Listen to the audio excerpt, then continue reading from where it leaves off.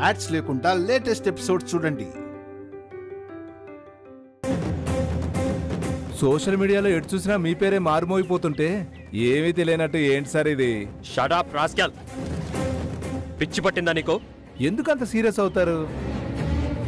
మీ concept ఏంటో అర్థం కావట్లేదు. కానీ మీ వైఫ్ని రోడ్డెక్కించారు, అదే రోడ్లో మీ వదిన గారికి డెలివరీ చేయించారు.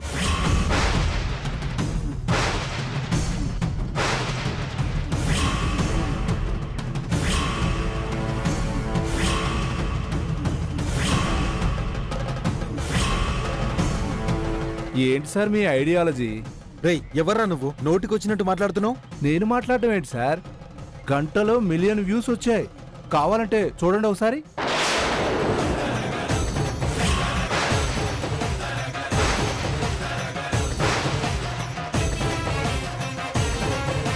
గతిలేని సామ్రాట్కి మతిలేని భార్య.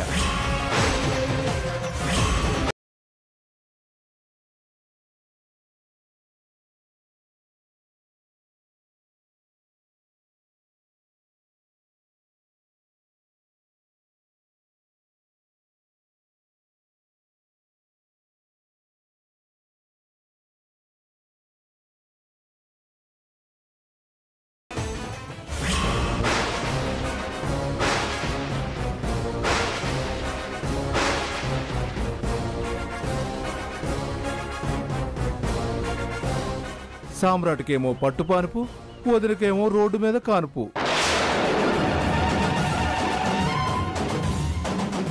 ఆ సోషల్ మీడియా కూడా మీదేనా ఏంటి? భలే ఐడియా గురు.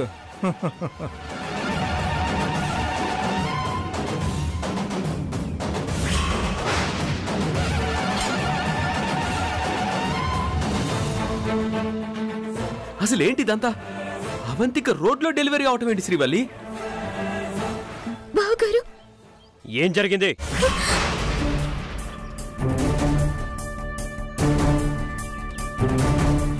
ఇంట్లో ఉన్న మీరు బయటికెందుకు వెళ్లారు? సేఫ్గా హాస్పిటల్లో డెలివరీ కావాల్సిన వదిన రోడ్లో ఎందుకు డెలివరీ అయింది? మాట్లాడో. అక్క నేను గుడికి పోయినామండి. గుళ్ళో సడన్ గా అక్కకి నొప్పులు షురు అయినాయి. దవాఖానికి తొలకపోదామంటే అక్కకి నొప్పులు ఎక్కువైనాయి.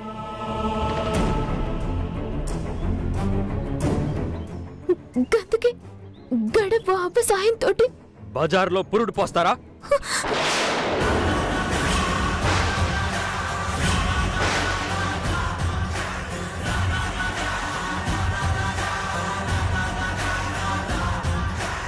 సామ్రాట్ అడుక్కు తింటున్నాడు అనుకున్నావా? నా ఫ్యామిలీ చెట్టు కింద బతుకుతోంది అనుకున్నావా? ఏమనుకొని ఇంత దిగజారే పని చేశావు?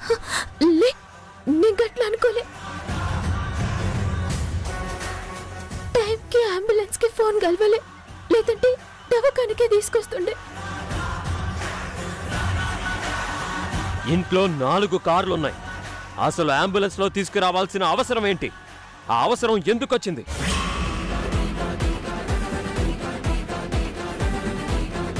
కారు కొంట పోలే, నడుచుకుంటూ పోయినా.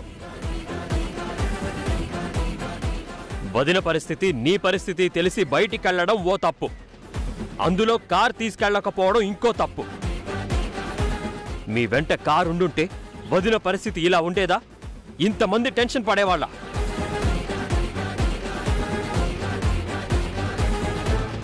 ఎందుకు ఇలా చేసావు? నువ్వు ఆపో.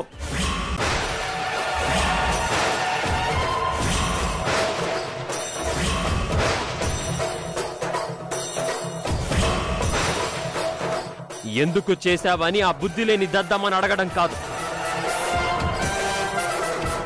కడుపుతో ఉన్న 2 కోడళ్ళు ఇంట్లో ఉన్నారు, వాళ్ళని చూసుకోవాల్సిన బాధ్యత ఉండక్కర్లేదు?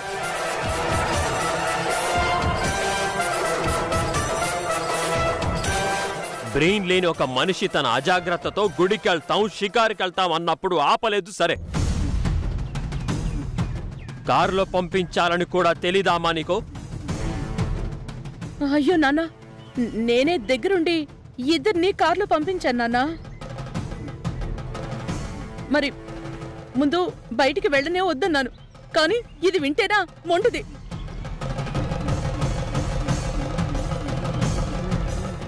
అవంతిని కూడా తీసుకెళ్ళింది. కారులో మధ్యలోనే దిగి కారు వెనక్కి పంపి నడుచుకుంటూ వెళ్లారట. శ్రీవల్లి ఏంటిది? అవంతిక నిండు గర్భిణి తెలిసి కూడా నడిచి వెళ్ళడం ఏంటి, కార్ వెనక్కి పంపడం ఏంటి? కారులోనే వెళ్ళుంటే అవంతికకి ఇబ్బంది అయి ఉండేదే కాదు. ఈ పూట ఈ ప్రమాదం ఉండేది కాదు. అంతా నా కర్మ. ఏమండి, జర నేను చెప్పాడు తినండి. కార్లని గుడికాడికి పోదాం అనుకున్నాం కానీ కారులో అక్కకి మస్తు తక్లీఫ్ అయింది. గంతకి కార్ని వెనక్కి పంపించి నడుచుకుంటూ పోయినాం. గంతే గాని నేనేం కావాలని చేయలే.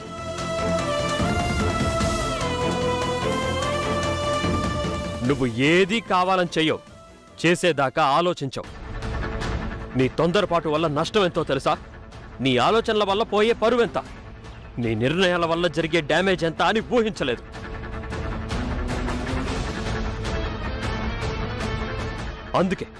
అందుకే ఓ నిండు ప్రాణం అక్కడ చావు బతుకుల్లో ఉంది. సంబంధం లేని టాపిక్కి నేను తలదించుకోవాల్సి వచ్చింది.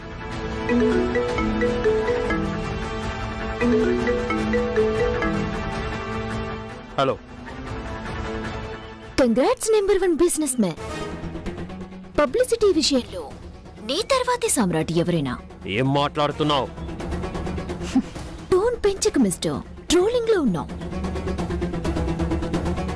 ఇప్పుడే చూసాను యూట్యూబ్ లో నీ భార్య శ్రీవల్లి రోడ్డు మీద మీ వదినకి డెలివరీ ప్రమోషన్ లో నిన్ను బాగా మించిపోయిందిగా. ఏయ్,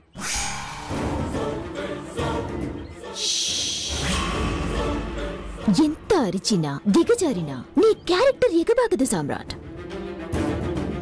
అవును, ఇలాంటి నీ ప్లాన్ వెనక ఆంతర్యం ఏంటో అర్థం కాలేదు.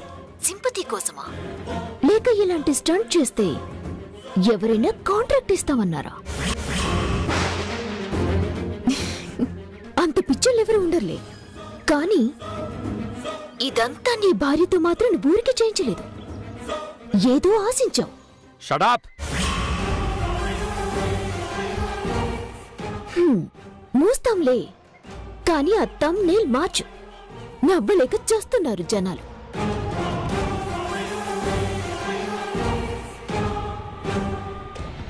చూసావా, నువ్వు చేసిన పనికి నా శత్రువు ఈ ప్రపంచం నన్ను క్యారెక్టర్ లేని మనిషిగా, ఒక వెధవగా చూస్తున్నారు. ఏం సమాధానం చెప్తావు?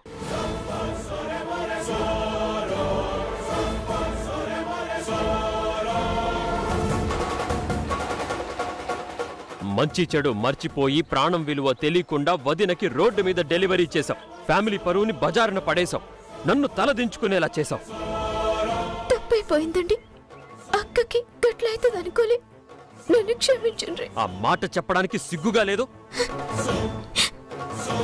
నువ్వు కడుపుతోనే ఉన్నావుగా, ఆడపుట్టుకే పుట్టావుగా, అంత నిర్లక్ష్యంగా ఎలా ప్రవర్తిస్తావు? తను మంచి పని చేసింది మిస్టర్ సామ్రాట్.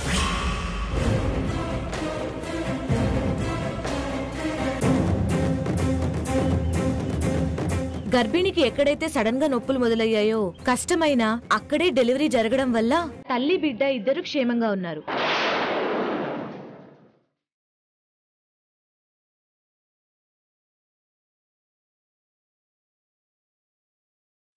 అవును, కడుపులో బిడ్డ అడ్డం తిరిగినప్పుడు 10 కిలోమీటర్ దూరంలో ఉన్న హాస్పిటల్కి ట్రావెల్ చేస్తే తల్లి లేదా బిడ్డ ఎవరో ఒకరే మిగిలేవారు.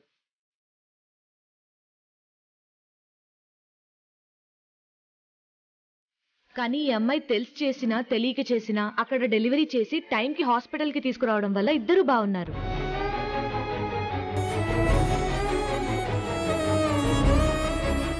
బ్లడ్ ఎక్కువగా పోవడం వల్ల పేషెంట్ పూర్తిగా అన్కాన్షియస్ అయింది. అందుకే 2 అవర్స్ ఏం చెప్పలేకపోయాం, బట్ షీఈస్ ఫైన్.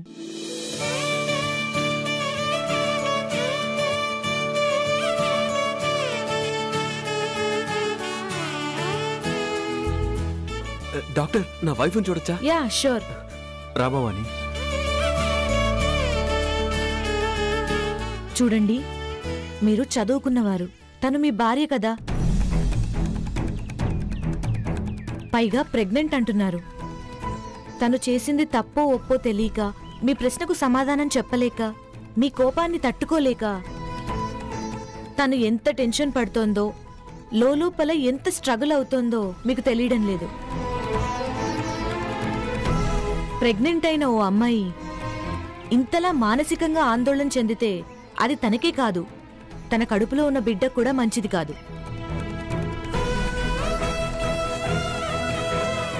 వీలైతే మీ భార్యని సంతోషంగా ప్రశాంతంగా ఉంచడానికి ట్రై చేయండి. అంతేగాని అర్థం లేని ఆవేశంతో బాధ పెట్టకండి.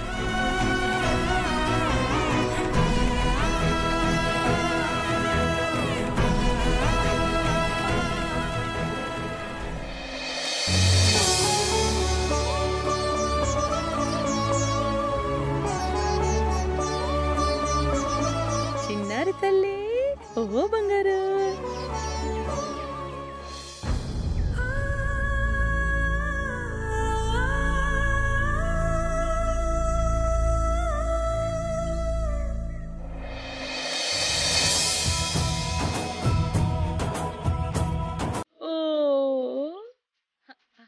జాగ్రత్త.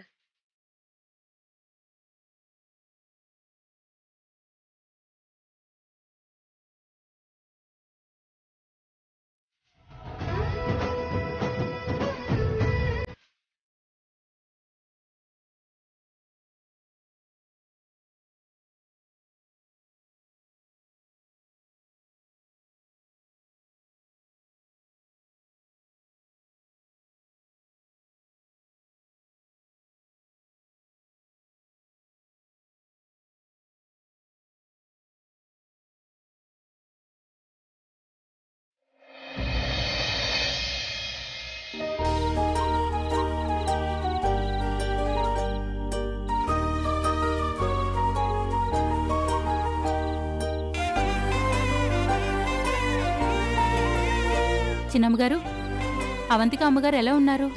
మంచిగా ఉన్నారు. జరని మంచినీళ్ళు తీసుకురా ధన్యాలు. గట్లానే అమ్మా.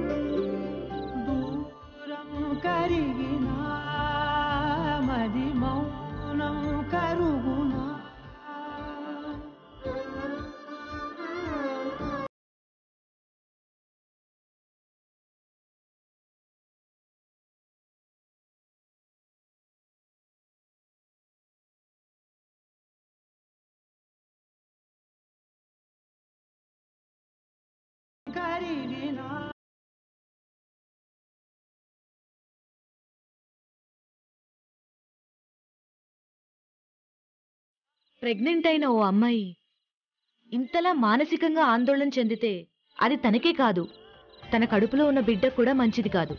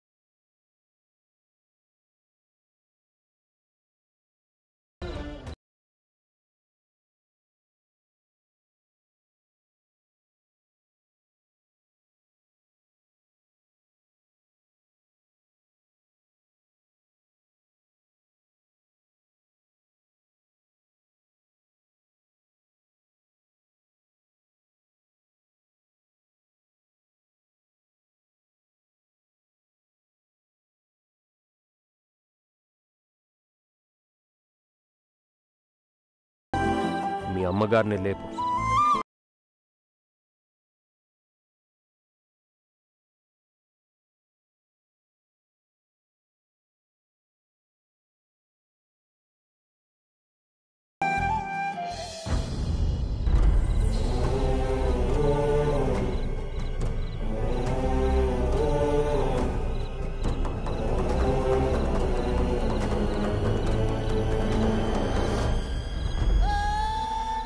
ధనియాలు బాబు, ఇప్పుడు ఈ ఫ్రూట్స్ తినాలి. అలాగే బాబు. అమ్మగారు, బాబుగారు ఇవన్నీ మీకోసం చేయించారు.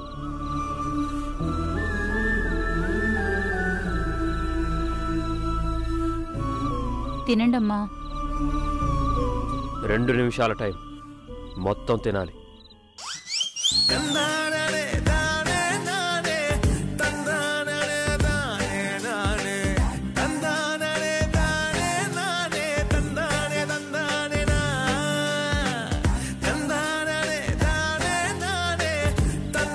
అవి తింటూ ఈ పాలు తాగాలి. చెప్పు మీ అమ్మగారికి. అమ్మగారు,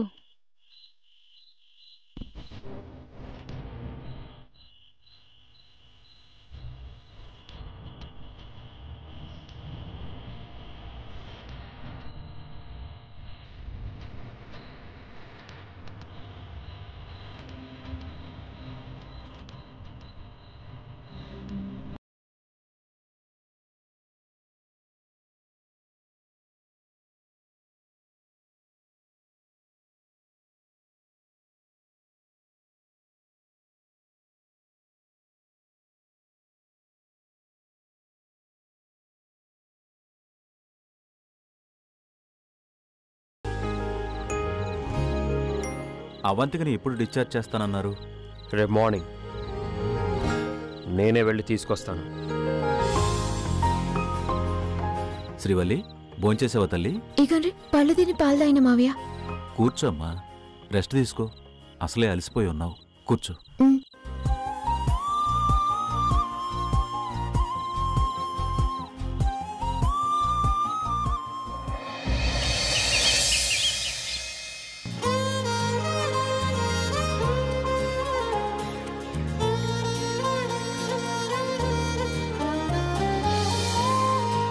చక్రి, బిల్స్ అన్ని క్లియర్ అయిపోయాయి.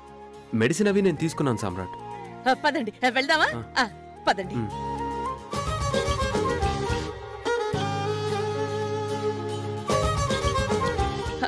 కార్లో నగలున్నాయో లేవో దేవుడా, ఆ నగలు ఎలాగైనా నా చేతిలో పడేలా చూడు తండ్రి.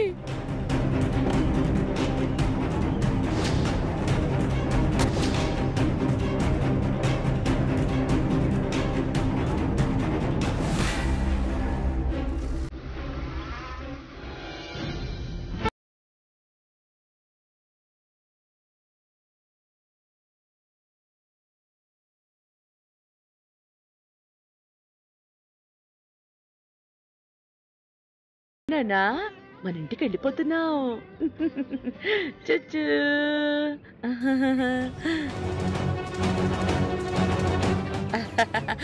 అవంతిక, చూసావంటే నా మనవరాలు ఇప్పుడే ఎలా గుడ్లు మిటకరించి చూస్తోందో. నా బంగారు తల్లి. ఎంతైనా నీ పోలిక కదమ్మా. మరే